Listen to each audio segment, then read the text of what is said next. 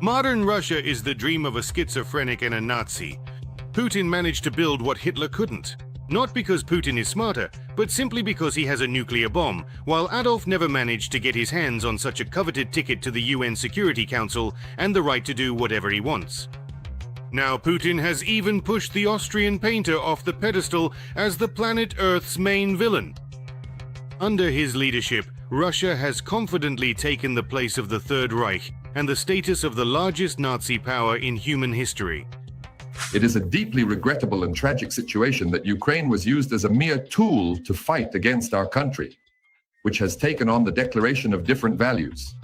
Because we are defending not only our own nation, but also the fundamental and essential values that form the very core foundation upon which human existence is built. These are the values that make a person truly human. Now I want to continue because it is a rare opportunity. It has become increasingly evident through recent events, quite remarkably, that it is actually the West waging a direct war against Russia. And Russia is defending the fundamental values that make a person truly human, while subjecting innocent civilians to cold and darkness. The Ukrainian people, when they ruthlessly target and kill those who couldn't be killed by Adolf Hitler's regime during the Holocaust. Moscow is systematically promoting the ideology of Nazism, using the methods of the Nazis and drawing historical parallels. Here, one cannot avoid the theory of Russian exceptionalism, their special path, and the struggle for living space. For the Russians. For those who don't know, these are the official goals of the Russian world. And its fate, secondly, in terms of the post-Soviet space now, in the post-Soviet space. In my opinion, it is extremely important to seriously reconsider our entire policy. Nevertheless, I continue to insist that our policy regarding the post-Soviet space, let's say, was not as effective as it should have been. In fact, we've overly indulged them. They really need to know their place.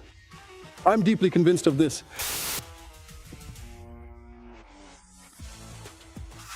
The aggressive, expansionist policy being carried out under the slogans of Nazi Germany is now very easy. It's easy to confuse Hitler's speech before the attack on Poland with Putin's speech before the invasion of Ukraine.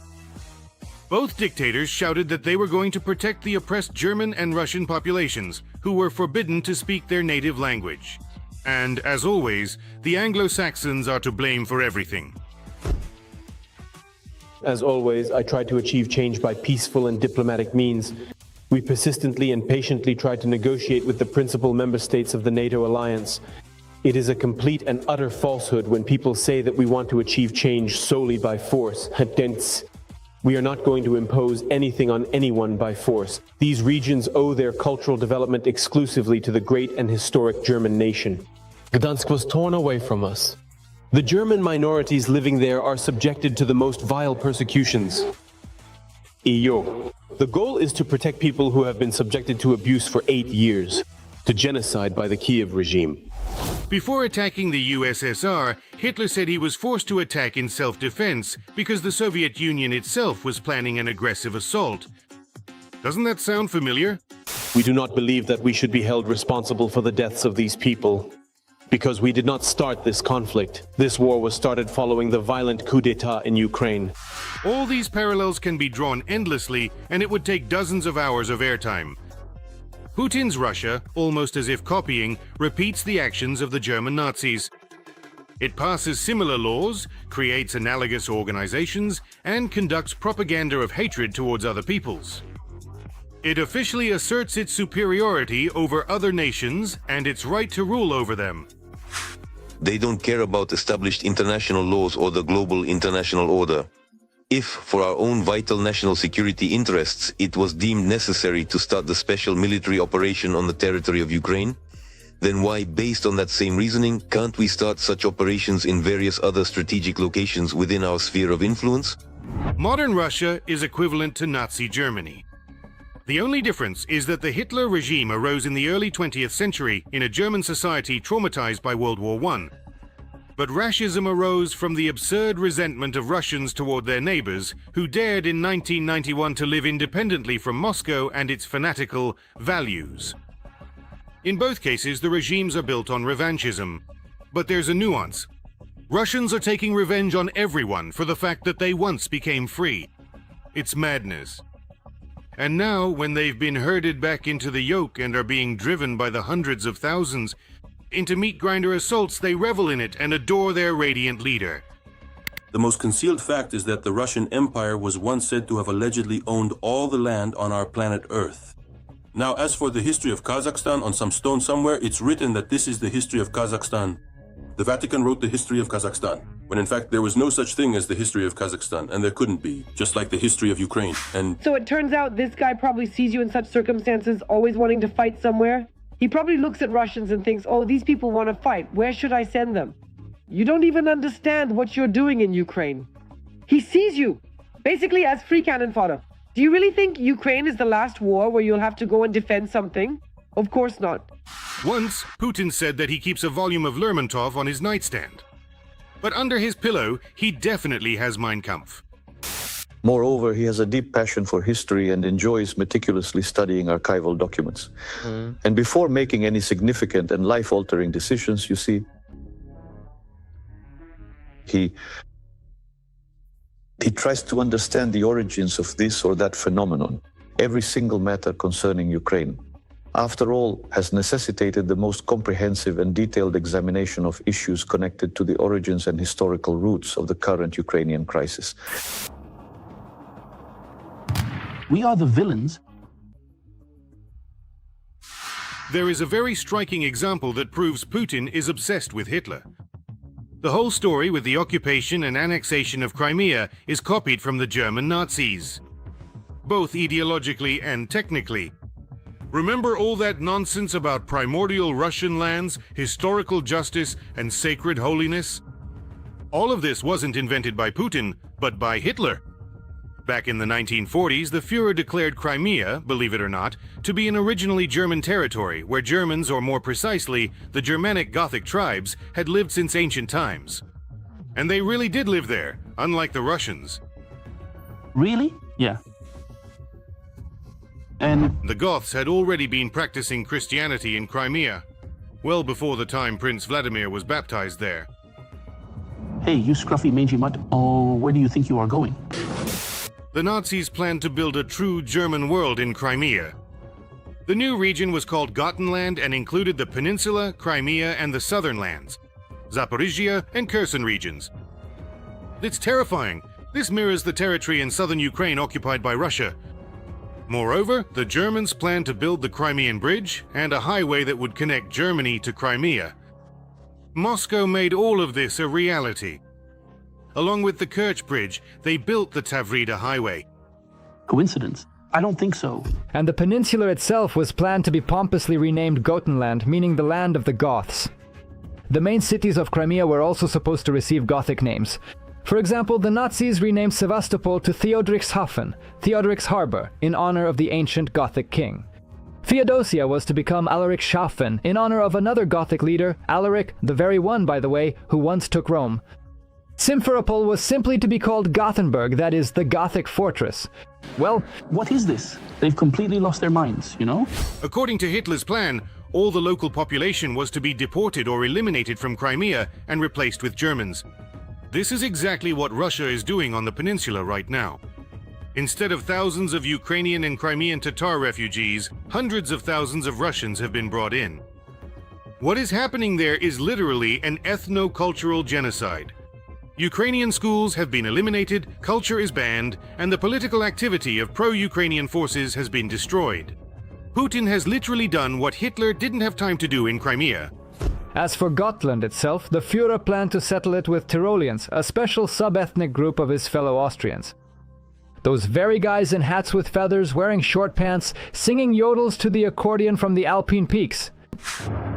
I really don't want to have to move away from Crimea or Alushta. It's just so absolutely wonderful here. You're used to it now? I've gotten used to it. We lived here as if it were our own home. Everything is so warm and heartfelt. It feels like home. Putin repeated Hitler's plan not only ideologically but also technically. The annexation of the peninsula was a carbon copy of the Anschluss of Austria. In 1938, Nazi troops occupied Austria. And again, you won't believe it, they held a referendum there on reunification with Germany. Austria returned to its native harbor, because there are no such thing as Austrians. They're Germans. And we don't mind vareniki either, or borscht, it's a pretty good dish. And silo, in general, is not a bad product either. But no one will ever be Ukrainian, because being Ukrainian is a myth. There is no such people. Ukrainians are Russians who got distracted from their Russianness and started calling themselves Ukrainians. Russia, rightfully, can and should be called the Fourth Reich. Moscow not only copies, but continues the policy of Hitlerism. The entire mythology and philosophy of modern Russia is built on the law of the strong and superiority over others. Even hosting the Olympics and Putin's publications in the times before the invasion of Ukraine no longer seem like a funny coincidence. Nine. Now there are absolutely no remaining questions left. Why do far-right German political organizations and movements continue to support Russia? Why is Putin's favorite writer the ideologue of Russian fascism, Ilyin, and his favorite philosopher a chauvinist, obscurantist, and outright Nazi, Dugin? Our goal is to become in this tripolar world the most important center of power. That is why it is unacceptable to agree to the existence of a sovereign Armenia, or a sovereign Georgia, or a sovereign Azerbaijan, a sovereign Kazakhstan, a sovereign Uzbekistan, Tajikistan, or Kyrgyzstan. Nothing sovereign can exist in this new model. Nazism and hatred are growing in Russian society at a geometric rate.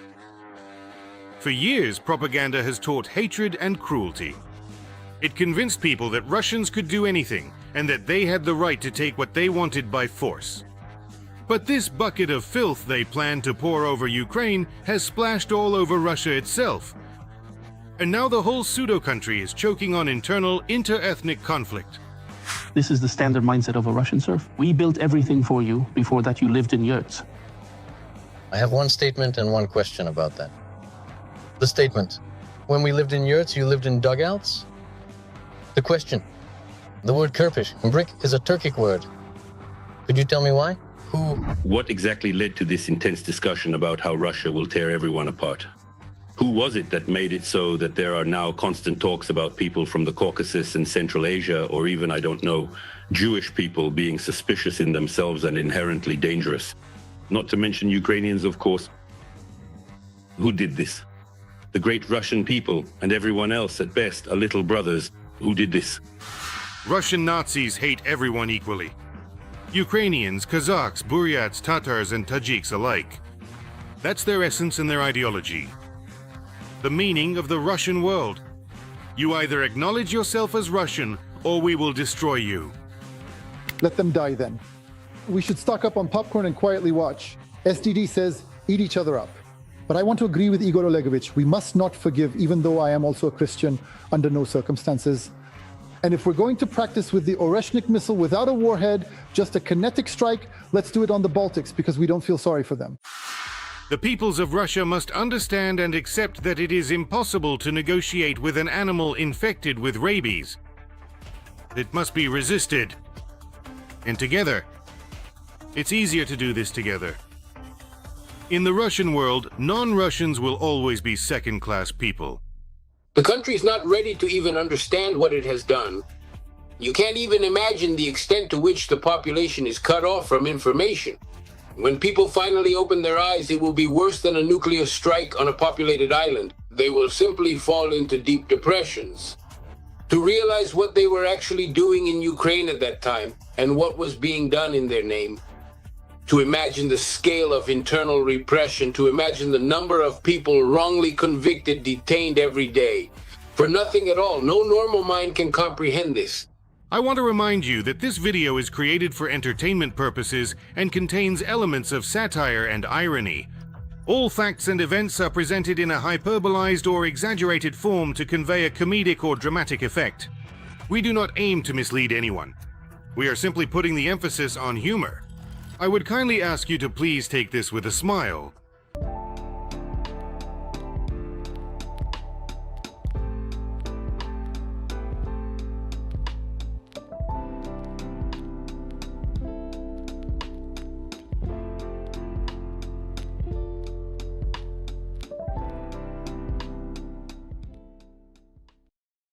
On January 28th, explosions were heard in temporarily occupied Crimea.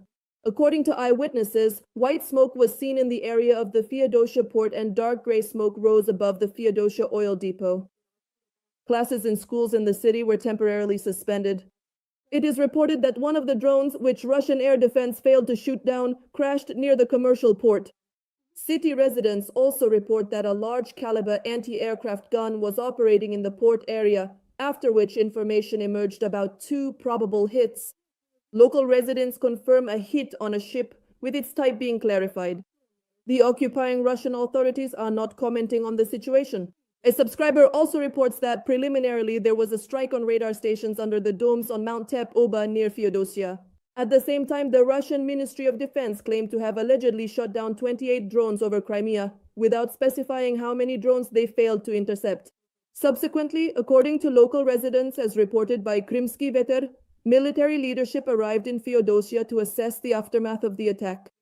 A Mi-8 helicopter landed on the territory of the military unit. Meanwhile, Russian social media channels report that it was loud in Sevastopol. Earlier, during the night of December 28th, attack drones once again targeted sites in Crimea, a key Russian military stronghold in the Black Sea. Radar reconnaissance and support facilities for Russian forces in the region came under attack. The aftermath of the attack was captured on video published by Robert Brody, the commander of the Ukrainian Armed Forces Unmanned Systems. Also in December of last year, the Security Service of Ukraine struck Russian military infrastructure in occupied Crimea. During a nighttime operation at the Belbek airfield, various expensive equipment worth hundreds of millions of dollars was destroyed and put out of commission. In Sevastopol, occupied by Russia on the Crimean Peninsula, powerful explosions occurred on the morning of Wednesday, January 28th. The events unfolded so quickly and on such a large scale that the Russians even had to close the illegally constructed Crimean bridge for more than 7 hours, from midnight until morning. Interestingly, the Russians declared an air raid alert in Crimea only after the explosions had already occurred. According to the Telegram channel Crimean Wind, this may indicate a strike by Ukrainian defense forces on Russian air defense targets. In particular, monitors report that 2 powerful explosions were heard near the Belbek airfield at 7:39 a.m. Kyiv time. Furthermore, additional explosions were also clearly heard at night in the area of Cape Violent and near the Saki airfield in Novofedorivka. Crimean Wind also reports a powerful strike on the Kacha airfield around midnight. It is no secret that in temporarily occupied Crimea, the Russians tightened security measures for the New Year holidays, particularly on the Kerch, that is, the Crimean Bridge. The enemy is trying to maintain a dense air defense presence on the peninsula, hiding equipment outside populated areas. This was stated on the air of the telethon by the spokesperson of the Ukrainian Navy, Dmytro Pletenchuk. It's hard to reinforce or add anything on the bridge there. One should not forget that the Russians have other problems in Crimea as well. There, from time to time, cotton blooms, the so-called bavovna. And the Crimean Bridge continues to remain one of the vital and key strategic sites they guard. During the New Year holidays, they significantly strengthened police measures there. But I cannot say that the configuration of the defense system can fundamentally change in any way at all, the military official said. At the same time, he furthermore pointed out that the Russians periodically change the regulations and protocols regarding movement across the bridge. In particular, introducing additional restrictive prohibitions such as on hybrid vehicles and electric cars. But this does not fundamentally affect the comprehensive security system on the Crimean Bridge. Pletenchuk voiced significant doubt about the reliability of Russian air defense systems. Recalling a particular situation that occurred in one of the countries, clearly referring to the nation of Venezuela, the official spokesperson stated in a recent briefing, "A recent example in a very hot country showed that the total number of Russian-manufactured air defense systems basically doesn't make any significant difference. Of course, the more of them there are, the harder the challenge becomes. But for modern means of aerial attack, as it turns out, these specific systems are not very effective at all. Well, yes, there are quite a large number of them currently stationed in Crimea, and of course the Russians are desperately trying to maintain at least the density that allows them to more or less survive there. He also added that there are often significant and powerful military strikes being carried out on Russian military targets located on the peninsula. Many such operations by Ukraine's defense forces remain in the shadows. Similarly, it is impossible to objectively monitor such targets 100%. As the official representative of the Ukrainian Navy explained, these are strictly closed locations. Enemy equipment is hidden and moved by the adversary, usually outside populated areas. But it can still be clearly heard. According to him, apparently the air defense in Crimea is still not as reliable as the Russians would like. At the same time, Pletenchuk noted that enemy aircraft are present in the air, including patrol and reconnaissance flights, as well as unmanned drones and so on. Relevant Russian military units are currently stationed in occupied Crimea and, according to him, as he explained, they are forced to remain there until the very end of the conflict. Therefore, the day when Russian aviation repeats the actions of the Russian fleet in Crimea will become another turning point. It will definitely come. I am sure that they will definitely be driven out, just like the ships from our Crimea, but for now, at least, they continue to operate, said the spokesperson for the Ukrainian Navy. Do you believe in the destruction of both Russian aviation and the Crimean bridge in Crimea? Share your thoughts in the comments and we will definitely read them. That's all for now. Please share your thoughts in the comments below. Don't forget to like this video. And we will see you again very soon for more fascinating updates.